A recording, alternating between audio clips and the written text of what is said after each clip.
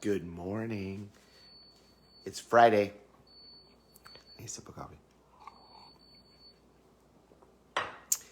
Success is the dance from where you are to where you want your life to be.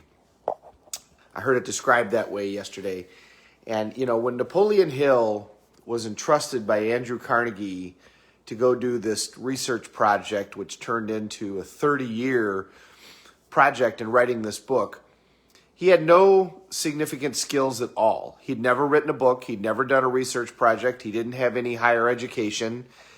He had nothing. He wasn't a scientist.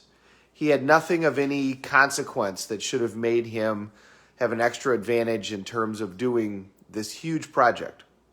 And let's face it, Andrew Carnegie at the time, he was Elon Musk or Bill Gates or one of these guys. J.P. Morgan. He could have hired anybody that he wanted in order to do this project. But he had met Napoleon Hill, and Napoleon Hill had read about a guy who had made a decision that he wanted to work for Thomas Edison.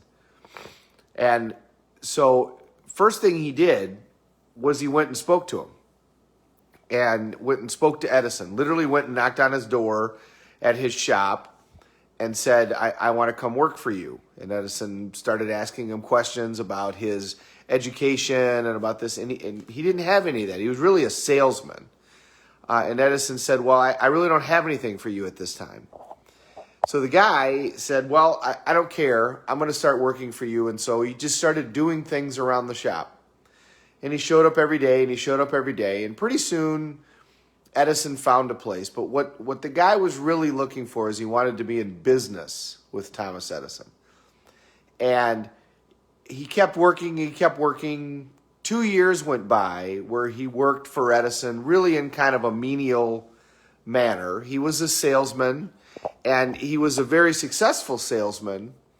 But it wasn't what he wanted. He wanted to be in business with him. Well, then Thomas Edison invented what later became the dictaphone. He called it the voice recording machine. And he said, here, I've created this new idea. And he looked at his salesman and he said, you guys need to sell this. Now, this gentleman that I'm talking about, he had a very, very low-level sales job, selling something very simple only locally. Edison's top salespeople all looked at this thing and said, what is anybody going to do with this? This doesn't make any sense to us. We can't sell this to anybody. It's neat, but all it is a gadget. Nobody saw any practical applicability of being able to record your voice, believe it or not. Nobody saw that as being anything big. This salesman guy raised his hand and he said, I can sell that. And because he was the only one, Edison said, I'll tell you what, you and I are going to be partners on this.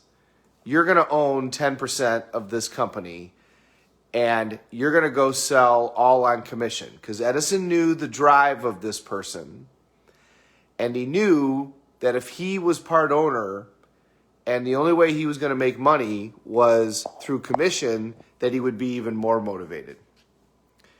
Well, the voice recording machine became the dictaphone, which became a staple in every business office in the world. The gentleman that we're talking about became a very wealthy man and stayed in business with Thomas Edison for a long time. And in fact, GE ended up spinning off dictaphone and making it their own company, a separate company, because it was just so significantly profitable. Back when we used to have to buy them, in order to get the actual dictaphone, you would pay $1,500 just for the device in like the 70s. It was amazing how much money they charged for those.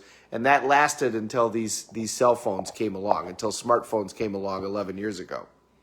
So when Andrew Carnegie saw Napoleon Hill, he saw that same drive, that same definiteness of purpose as Napoleon Hill talks about. And that is why he chose him to do something so important. This was really Andrew Carnegie's legacy. When he created Carnegie Mellon, and started philanthropy, he really wanted to pass on this knowledge that he and others like him had developed as to how to create outcomes that you want in your life. So what he really entrusted Napoleon Hill with was his legacy. So he didn't do that based upon skill or prior history or writing ability or education. He did that based upon the determination of this young man that came to him and said that he wanted to be part of something extraordinary with Andrew Carnegie. The same is true with Edison. When Edison invented the voice recording machine, he knew that it was something significant. Edison had an ability to have a great vision. He didn't go into business with any of those other salespeople. He went into business with the guy that showed up at his front door and had been working for him essentially for free. He'd been making money, but waiting for 2 years in order to get in business with him. That's the guy that he said, hey, let's get into business together and do this. Why?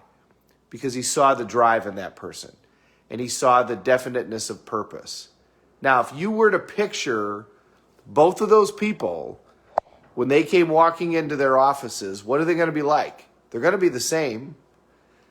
Are they going to have doubts? Are they going to not be confident? Or are they going to have no doubts whatsoever? They're going to know what their outcome is. They're going to be incredibly confident, but incredibly confident with a desire to serve and to create and to produce. And as soon as you see somebody like that, you can tell. You can tell by their physiology that that's who that is, and that person is going to be something significant. When the movie The Outsiders was made, which was the breakout movie for several actors, Patrick Swayze, Rob Lowe, Emilio Estevez, and also Tom Cruise. All of those people ended up being significant stars, but they will all say that they weren't sure which one of them was going to end up being big, but they all knew Tom Cruise was going to be big.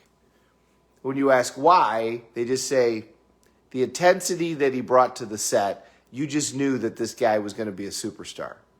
Now, that doesn't mean that they liked him. That doesn't mean that they thought he was, but they knew that this guy was going to end up being something extraordinary just because of the approach that he took to his craft. If you want to do something significant in your life, the approach is the same for all of us. Me too. You can picture these people as they come walking in as to how they approach their life. They did it with unbridled enthusiasm and energy and positivity, and there wasn't a shred of doubt in their body that they were going to create the outcomes that they wanted to. You approach anything with that, and you're going to find a way. The how is irrelevant because it's going to show up in front of you. That's that definiteness of purpose that Napoleon Hill talks about and that he had, and why he ended up working for Andrew Carnegie the way that he did, and why it ended up that you and I are still talking about him and still reading his books. Thanks for watching today, everybody. Good morning. Good morning, Judy, Rebecca, Kelly, Miranda, Dolores. Wow, we got a lot of people on here tomorrow. Miss Kaufman, good morning. Great to see everybody. Have a great Friday. We're all in this together. Let's take care of each other.